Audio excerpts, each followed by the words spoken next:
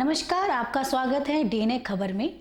आज हम आपको दुनिया के 7 अजूबों में से एक अजूबे की कहानी बताने जा रहे हैं। वो है भारत में स्थित ताजमहल। जी हाँ, ताजमहल। दुनिया के 7 अजूबों में शामिल ताजमहल का निर्माण मुगल शासक शाहजहां ने अपनी बेगम मुमताज़ की याद में उत्तर प्रदेश के आगरा शहर में किया था। ताजमहल मुगल वास्तुकला का उत्कृष्ट नमूना है।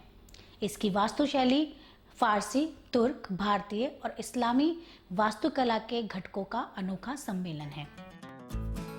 तो आज यहाँ हम अपने लेख में आपको भारत के ऐसे ऐतिहासिक किलों, महलों और इमारतों के बारे में बताने जा रहे हैं जो प्रेम के प्रतीक के रूप में पूरे विश्व में लोकप्रिय बनी हुई है। ताजमहल, आगरा। प्रेम के प्रतीक के रूप में विश्व विख्यात ताजमहल आगरा के शहर में यमुना नदी के तट पर स्थित है एक सफेद संगमरमर मकबरा, जिसे दुनिया के 7 अजूबों में शामिल किया गया है। ताजमहल का निर्माण 1632 में मुगल सम्राट शाहजहां द्वारा अपनी पसंदीदा पत्नी मुमताज की मौत के बाद उनकी याद में करवाया था, जिनकी मृत्यु शाहजहां के 14वें बच्चे को जन्म देने के बाद हुई थी। कहा जाता है कि मुमताज की मौत के बाद शाहजहां दुख में डूबे हुए थे और यहाँ तक कि वह आत्महत्या तक करना चाहते थे, और उसके कुछ समय बाद शाहजहां ने अपने प्यार के सम्मान में इस अद्भुत संरचना का निर्माण कराया, जो मुमताज और शाहजहां के अमरत्व प्रेम को समेटे हुए है और प्रेमियों के लिए मिसाल बना हुआ है, जो प्रत्येक वर्ष कई हजारों पर्यटकों और प्रेमियों को अपनी ओर आकर्षित करता है। आपको बता दें, ताजमहल में शाहजहां की कब्र भी मौजूद है, जिसे शाहजहां की मृत्यु के बाद मुमताज के मकबरे के साथ ही बनाया गया था।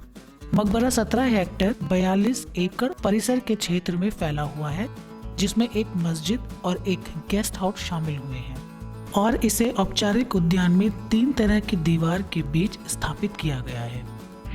ताजमहल के बारे में कुछ ऐसी रहस्यमय बातें जिनसे आप रूबरू ना हुए हों।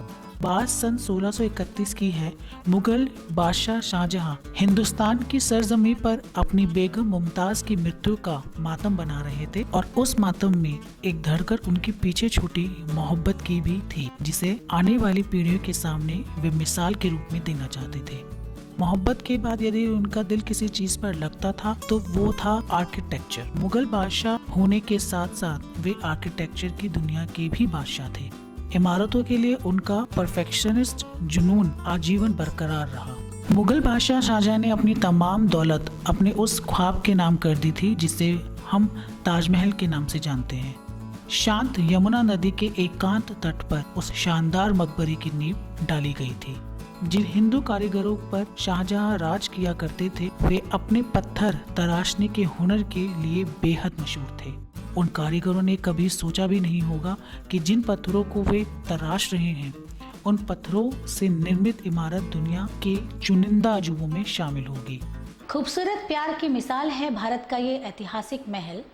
प्यार के ऐसे अनोखा एहसास है जो हमें जीवन जीने में मदद करता है और जीवन का असली आधार माना जाता है।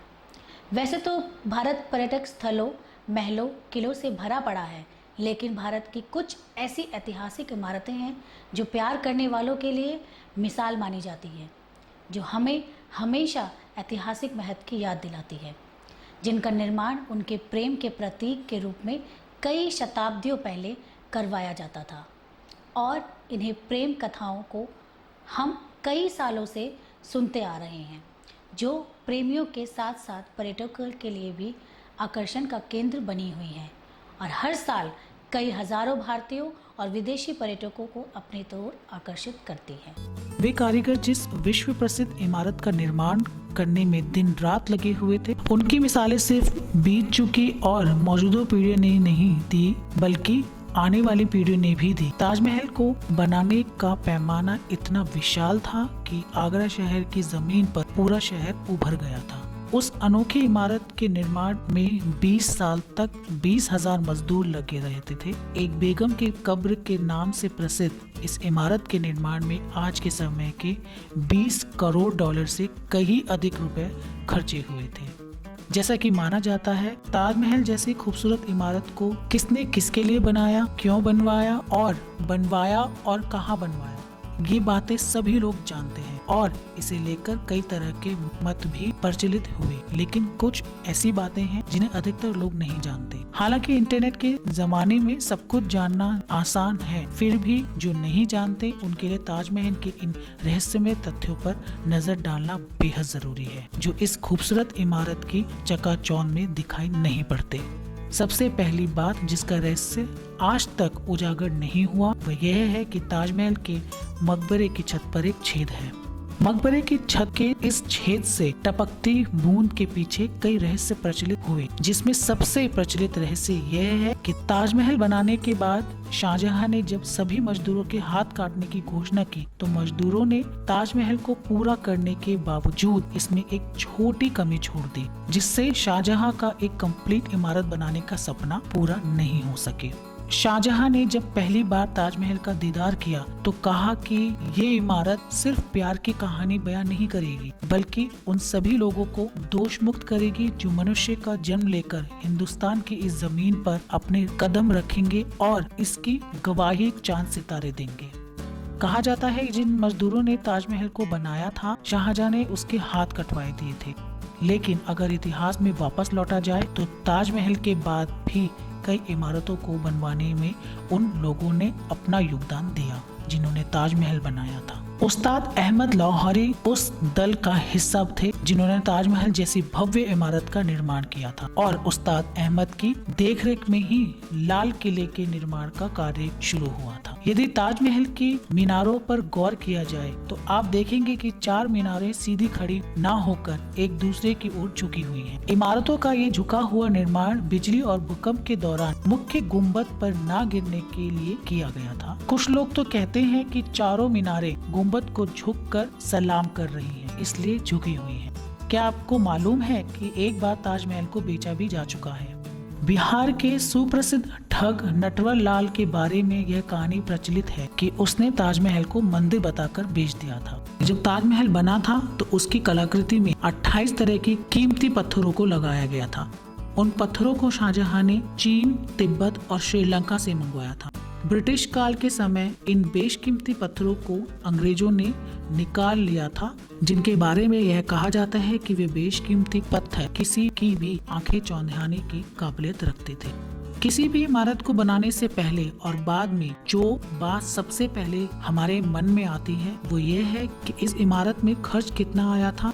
हम बता दें कि ताजमहल को बनाने में 32 मिलियन खर्च हुए थे और सबसे मजेदार बात तो यह है कुतुब मीनार नाम की जिस इमारत को हम सबसे ऊंची इमारत कहते हैं, ताजमहल उससे भी ऊंचा है।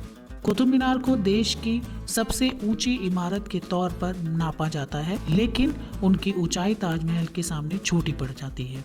सरकारी आंकड़ों के अनुसार ताजमहल कुतुब मीनार से 5 फीट ज्यादा ऊंचा है। ताजमहल के प्रांगण में लगे सारे फव्वारे एक ही समय पर काम करते हैं और सबसे आश्चर्य में डालने वाली बात यह है कि ताजमहल में लगा हुआ कोई भी फव्वारा किसी पाइप से जुड़ा नहीं हुआ है, बल्कि हर फव्वारे के नीचे तांबे का टैंक बना हुआ है जो एक ही समय पर भरता है और दबाव बनाने पर एक साथ काम करता है। ताजमहल के अंदर बगीचे, पुल और हरे भरे रास्ते बनाए गए हैं। इसका निर्माण मार्बल, संगमरमर के द्वारा किया गया है। यह पर्यटकों के लिए बहुत ही सुंदर और पसंदीदा घूमने की जगह है, जहां हर साल लाखों देशी और विदेशी पर्यटक ताजमहल की सुंदरता देखने के लिए आते हैं। ताजमहल को भारत की इस्लामिक कला का रत्न भी घोषित किया गया है। इस इमारत को देखने के लिए एक दिन में सबसे ज्यादा भीड़ इकट्ठी होती है। पूरी दुनिया में कोई भी दूसरी इमारत नहीं है जहां एक दिन में इतने सैलानी इकट्ठे होते हो। ताजमहल को देखने के लिए पूरी दुनिया से 12,000 के आसपास सैलानी हर रोज आगरा की ओर रवाना होते हैं। शाहजहां के उस सपने के बारे में आपको मालूम है जो उन्होंने अपनी बेगम मुमताज महल के लिए नहीं बल्कि अपने लिए देखा था। काले ताजमहल का सपना। शाहजहां चाहते थे कि मुमताज के लिए बने सफेद ताजमहल के बाद वे अपने लिए काला ताजमहल बनवाएंगे, लेकिन जब उन्हें उनके बेटे औरंगजेब ने कैद कर लिया तो यह सपना हमेशा हमेशा के लिए सपना बनकर ही रह गया। एक बात जो हैरान करती है वो ये है कि ताजमहल का रंग बदलता है। ताजमहल अलग अलग पहर में अलग अलग रंग में दिखाई देता है और इस हैरानी की वजह है ताजमहल का संगमरमर सफेद रंग का होना। सफेद रंग हर रंग में मिलकर उसी का रंग ले लेता है। सुबह देखने में ताजमहल गुलाबी दिखता है, शाम होते होने तक नारंगी, शाम होते होते सफेद और रात की चांदनी में सुनहरा दिखता है। कहा जाता है कि ताजमहल शाहजहां ने नहीं बल्कि समुद्रगुप्त ने 6वीं शताब्दी में बनाया था। जिस जगह पर हम आज की तारीख में ताजमहल जैसी भव्य इमारत देख पा रहे हैं, वहाँ पहले शिव मंदिर था जिसे तेजो महाल्य के नाम से जाना जाता था और उसकी छत से टपकने वाले पानी शिव जी के शिवलिंग पर बूंद बूंद करके टपकता था। किसी की भी बात के पीछे कई तरह के रहस्य और मान्यताएं छुपी होती हैं। हमारी यह स्टोरी किसी भी तरह के सच के होने ना होने का दावा नहीं करती। इस कॉलम के द्वारा हम सिर्फ उन चीजों के बारे में बताएंगे जो रहस्यमय हैं और लोगों को कहे सुने पर आधारित हुए हैं, इसलिए रहस्य भी बरकरार है। तो दोस्तों, ये थी वो जानकारी जिसे हम आपको बता रहे थे कि ताजमहल का इतिहास क्या है, इससे जुड़े कुछ फैक्ट क्या है। अगर आपको ये वीडियो पसंद आया है तो कमेंट सेक्शन में जाकर आप अपनी राय दे सकते हैं। ऐसे ही अन्य लेटेस्ट अपडेट के लिए सब्सक्राइब कीजिए DNA खबर को। नमस्कार।